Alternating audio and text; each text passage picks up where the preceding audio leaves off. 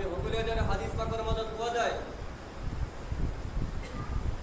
যে কুকুৰ এনেকুৱা এটা বেয়া নিকৃষ্ট জন্তু, যি জন্তু যদি ঘৰত থাকে, আমাৰ ঘৰত থাকে, আল্লাহ হাবিব সাল্লাল্লাহু আলাইহি ওয়াসাল্লামে কৈছে লা তাদখুল মালাইকাতু বাইতান ফি কালবুন আও তাসাউ, যি ঘৰৰ মাজত নেকি কুকুৰ থাকিব, সেই ঘৰৰ মাজত আল্লাহ ৰাব্বুল আলামিনৰ ৰহমতৰ ফেৰেশতা প্ৰৱেশ কৰিব। আৰু যি ঘৰৰ মাজত তাসবিৰ ফটো থাকিব, জানদাৰৰ ফটো থাকিব, ফটো যি ঘৰত থাকিব, সেই ঘৰতো আল্লাহ ৰাব্বুল আলামিনৰ ৰহমতৰ ফেৰেশতা দাখিল নহয়।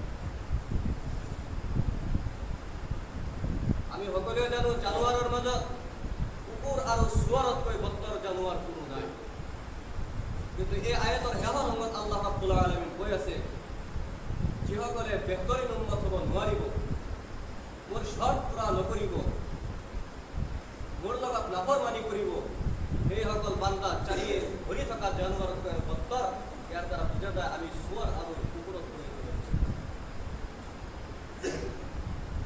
কাৰণ এটাই, আমাক বহুত সন্মান দিছে, যদিও সন্মানখিনি আমি বজাই ৰাখিব নোৱাৰোঁ। আমি সকলোৱে জানো যাৰ দায়িত্ব বেছি থাকে, তাৰ বদলা যদি হয়, তাৰ শাস্তি যদি হয়, তাক বেছি শাস্তি দিয়া হয়। আজি ৱাৰ্ডৰ মেম্বাৰ যি থাকিব, তাৰ যদি সাজা হয়, অলপ চলপ সাজাতে তাৰ খতম হ'ব, কিন্তু এমএলএৰ দলৰ সাজা হ'লে তাৰ বহুত ডাঙৰ সাজা। ঠিক তেনেকৈ হজৰত আদমৰ পৰা আখিৰি নবী যে আহিছিল, ইয়াৰ মাজত যিমান নবী ৰসুল আহিছে, সকলোৰে মাজত যে আমাক সৰ্বশ্ৰেষ্ঠত্ব দান কৰিছে, শৰ্ত দি কেনে দান কৰিছে। যদি সেইখিনি আমি পূৰা নকৰোঁ, তেনেহ'লে আমাৰ সাজা বহুত ডাঙৰ ডাঙৰ ভয়ংকৰ ভয়ংকৰ সাজা। ভাই মোহতারাম দোস্ত বুজুর্গ আজিজ, বেহতরিন মখলুক যে আমাক বনালে, তার কারণে এটা শর্ত আল্লাহ রাব্বুল আলামিনে রাখিছে। কুনতুম খায়রা উম্মাতিন উখরিজাত লিন-নাস তা'মুরুনা বিল মা'রুফ ওয়া তানহাউনা 'আনিল মুনকার। আমালোকক এই কারণে আল্লাহ রাব্বুল আলামিনে বনাইছে যে তোমালোকে মানুহক ভালৰ পালে আহ্বান কৰি থাকা, বেয়া কামৰ পৰা তোমালোকে মানুহক বাধা প্ৰদান কৰা আৰু ভাল কামৰ আদেশ কৰি থাকা। এইটোৱে আমাৰ দায়িত্ব।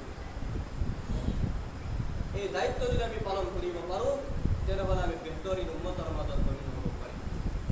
হয়তো ইয়াৰ মাজত বহুত কিছুমান মানুহে আপোনালোকৰ দিল দিমাগৰ মাজত উলজান আহি গৈছে, তাজ্জুব হ'ব পাৰে যে ইমান দিন আমি বয়ান শুনিছোঁ যে আমাক আল্লাহ ৰাব্বুল আলামিন ইবাদত কৰাৰ কাৰণে বনাইছে। আৰু আজি মই কৈ আছোঁ, আল্লাহ ৰাব্বুল আলামিন আমালোকক মানুহৰ ভাল কামৰ কাৰণে আদেশ কৰা আৰু বেয়া কামৰ পৰা বিৰত ৰখাৰ কাৰণে, বাধা প্ৰদান কৰাৰ কাৰণে আমালোকক বনাইছে। তেনেহ'লে আমি বেহতৰীন উম্মত হ'ব পাৰিম। বিভিন্ন আয়াতত আল্লাহ ৰাব্বুল আলামিন কৈছে, মানুহ এবং জিনজাতক মই মোৰ ইবাদত কৰাৰ কাৰণে সৃষ্টি কৰিছোঁ। সেইসকল মানুহক উদ্দেশ্য মই কৈ আছোঁ যে সেইসকলে ইবাদতৰ মেইন মকসদ কি, সেইটো সিহঁতে জনা নাই। আচল বস্তু হ'ল ইবাদত এনেকুৱা বস্তু কোৱা হয়, যি বস্তুক আল্লাহ ৰাব্বুল আলামিন আমালোকক আদেশ কৰিছে, সেই বস্তুখিনি আমি কৰিব লাগে। যেনেকৈ নামাজ, ৰোজা, হজ, জাকাতৰ আদেশ কৰিছে, এইখিনি আমি কৰিব লাগে। আৰু যিবিলাক বস্তুৰ পৰা আমাক নিষেধ কৰিছে, মদ খোৱা, জিনা কৰা, ঘুষ খোৱা, সুদ খোৱা, এইবিলাক যিমান আল্লাহ ৰাব্বুল আলামিন হাৰাম কৰিছে, মানা কৰিছে, সেইবিলাক বস্তুৰ পৰা আমি দূৰত থাকিব লাগিব। ইয়াৰ নামে হ'ল ইবাদত।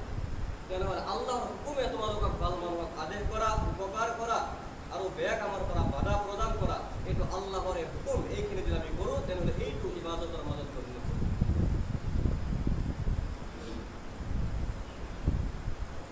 দুনিয়াৰ মাজত আমি যিমান ইবাদত কৰোঁ, যিমান মানুহৰ উপকাৰ কৰোঁ, ইয়াৰ বেহতৰীন বদলা আল্লাহ ৰাব্বুল আলামিন আমালোকৰ কাৰণে ৰাখিছে।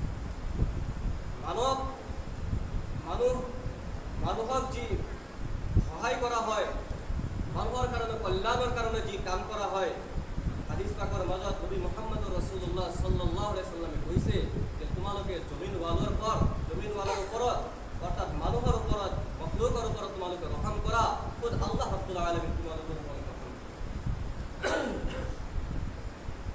মানুহৰ কাৰণে যদি আমি সহায়ৰ হাত আগবঢ়াই দিওঁ, তেনেহ'লে মোৰ বিপদৰ সময়ত মানুহে দোৱা কৰিব নালাগে, খুদ আল্লাহ ৰাব্বুল আলামিনৰ সহায়ৰ হাত আগবঢ়াই দিয়ে।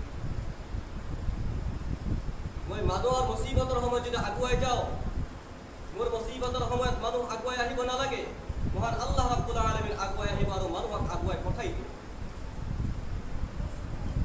আল্লাহৰ হাবিব সাল্লাল্লাহু আলাইহি ওয়াসাল্লাম যেতিয়া মি'ৰাজৰ মাজত সফৰ কৰিছিল, জান্নাতৰ মাজত দাখিল হ'ল, সেই সময়ত দেখা পাইছিল যে এজন মানুহ জান্নাতুল ফিৰদাউছৰ মাজত দেখা পালে, জান্নাতুল নাঈমৰ মাজত দেখা পালে, দাৰুল কৰাৰৰ মাজত দেখা পালে, জান্নাতুল খুলদৰ মাজত দেখা পালে, অৰ্থাৎ 8টা বেহেশত আছে আল্লাহ ৰাব্বুল আলামিন 8টা বেহেশতৰ মাজতে দেখা পালে, তেতিয়া এই দৃশ্য দেখাৰ পিছত হযৰত জিবৰাইল আলাইহিস সালাতু ওয়াস সালাম বুঝিছিলে, হে জিবৰাইল, এই মানুহজন কেনেকুৱা আমল কৰিছে, যে আমলৰ বদলা নেকি মহান আল্লাহ ৰাব্বুল আলামিন গোটেইখন বেহেশত 8টা বেহেশত তেখেতৰ কাৰণে ফ্ৰী কৰি দিছে।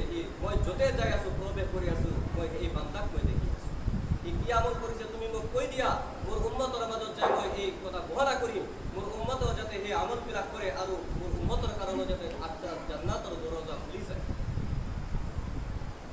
তেতিয়া জিবরাইল আমিনে কৈছিল যে মুহাম্মদ সাল্লাল্লাহু আলাইহি সাল্লাম এই বান্দা বেশি আমল করা নাই, অলপ আমল কৰিছে, এই আমলৰ বদলা আল্লাহ ৰাব্বুল আলামিন খুশি হয়ে এনেকুৱা জাজা দিছে, যে জাজার বল যে 8টা জান্নাত আল্লাহ রাব্বুল আলামিন এটার কারণে খুলি দিছে। যেটা জিবরাইল আমিন আলাইহিস সালাতু ওয়াস সালামে বর্ণনা কৰিছিল, এই মানুহে মানুহৰ কাৰণে এনেকুৱা কল্যাণৰ সুবিধাৰ্থে কাম কৰিছিল, যে এটা ৰাস্তাৰ মাজত এটা গছ, ডাঙৰ গছ এটা পৰি আছিলে, এই গছ জোপাৰ কাৰণে মানুহ অহা যোৱাৰ বাটেদি বহুত অসুবিধা হৈছিল। যিবিলাক মানুহে জানিছিল যে ইয়াৰ মাজত গাছ আছে, সিহঁতে কোনোবা পাৰ হৈ গৈছিল, কোনো লোকচান হোৱা নাই। কিন্তু যিসকলে আজনবী মানুহ আছিল, যিসকলে সেই জেগাৰ কথা নাজানে যে ইয়াতে গাছ আছে, সেই মানুহবিলাকে এতিয়া আহি দুখ পাইছিল, বেদনা পাইছিল, সিহঁতৰ বহুত অসুবিধা হৈছিল। এই মানুহজনে সেই ডাঙৰ বৃহৎ গছজোপা কাটি কাটি ৰাস্তাৰ পৰা দূৰ কৰি ৰাস্তাখন ক্লিয়াৰ কৰি দিছিল, যাতে কৰি মানুহ অহা যোৱা আসান। আৰু এই আমল মহান আল্লাহ ৰাব্বুল আলামিনে এনেকুৱা কবুল কৰিছে, যাৰ বদলা